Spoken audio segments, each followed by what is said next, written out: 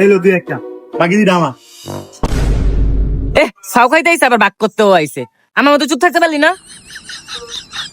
এই মেয়ে, আপনি বার্গার গেলেন 120 টাকা, টিস্যু নষ্ট করছেন 110 টাকা।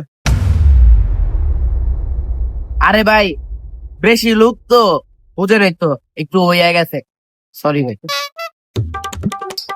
ভাই আমার কয় টাকা বিল হইছে? 120 টাকা। আচ্ছা, 100 টাকা মানে? আমার 20 টাকা আমার বেতনতে কাটায় রাখছি। বেতন মানে? বেতন মানে ওই যে আপনি আমার টেবিল সাফ করাইছেন, টেবিল মুছাইছেন। আপনি 120 টাকা দিবেন? না ভাই, আমি 100 টাকা দিই।